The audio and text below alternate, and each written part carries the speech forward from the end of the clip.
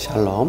Hari ini kita akan renungkan kitab 1 Raja-Raja pasal 18, teksnya ayat 1 sampai 24, dan sudah dibagi dua paragraf. Paragraf yang pertama ayat 1 sampai 15. Elia bertemu dengan Obadiah, kepala istana Ahab, dan mohon akan bertemu dengan Raja Ahab. Paragraf yang kedua ayat 16 sampai 24. Elia dan Ahab janji akan memanggil nama Allah masing-masing supaya tahu bahwa siapa menjawab dengan api. Kesimpulannya, sesudah 3 tahun kemarau, Elia bertemu dengan Obadiah, kepala istana Ahab, dan memohon akan bertemu dengan Ahab. Kemudian Elia berkata kepada Ahab akan mengumpulkan nabi-nabi Baal dan nabi-nabi Asyera ke Gunung Karmel. Dia berkata, aku dan mereka saling mengolah lembu, meletakkannya ke atas kayu api, dan juga tidak akan menaruh api. Kemudian akan memanggil nama Allah dan nama Tuhan. Maka Allah yang menjawab dengan api, dialah Allah. Seluruh rakyat yang mendengar itu katanya, baiklah demikian. Ajaran tentang Allahnya. Pertama, sesudah beberapa lama, datanglah firman Tuhan kepada Elia dalam tahun yang ketiga.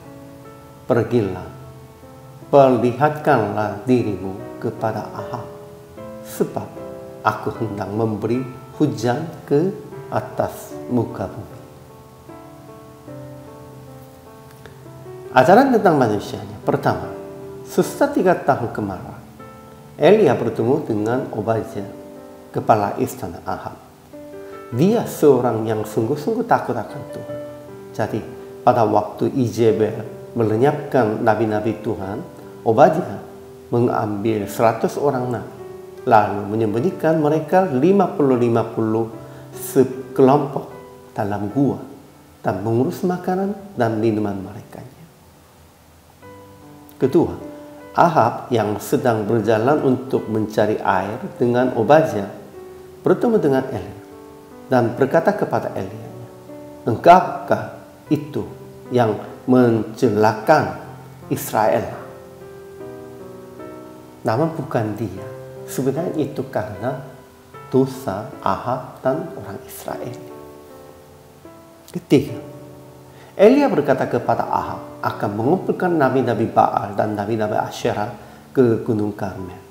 Dan Elia berkata kepada rakyat Israel, aku dan nabi-nabi Baal dan Asyera saling mengolah lembu, meletakkannya ke atas kayu, dan juga tidak akan menaruh api.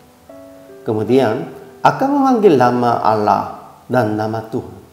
Maka Allah yang menjawab dengan api adalah dialah Allah. Seluruh rakyat yang mendengar itu katanya, baiklah demikian. Aplikasi hari ini.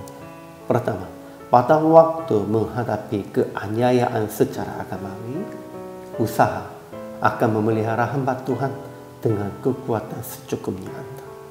Memang seorang janda sarbat memang memeliharanya Elia, dan dia juga diberkati. Seorang Obadiah itu pegawainya istana, tetapi dia juga memeliharanya hamba-hamba nabi-nabi, sehingga Tuhan tetap jaganya dia juga. Kita harus menanggungnya demikian itu. Kedua, melihatkan kemuliaan dan kekuatan Tuhan kepada orang-orang melawan Tuhan dengan mengandalkan kekuatan Tuhan sambil memanggil namanya dalam doa. Kita harus melihatkan kemuliaan Tuhan, kekuatan Tuhannya. Hanya memanggilnya nama Tuhan saja. Inilah bagi kita kewajibannya. Akhirnya praktik hari ini, usaha akan memelihara orang-orang yang sedang jatuh dalam kesulitan sebab keaniayaan secara agamawi. Melihatkan kekuatan Tuhan dengan memanggil nama Tuhan, dengan hati berani dalam kondisi yang susah pun. Kalau begitu, pasti Tuhan akan memberikan kekuatan bagi kita. Dan Ia akan melihatkan kemuliaan kepada orang-orang yang melawan Tuhan. Kita orang percaya harus melakukan demikian itu. Hari ini juga selama melayani, Tuhan Yesus memberkati.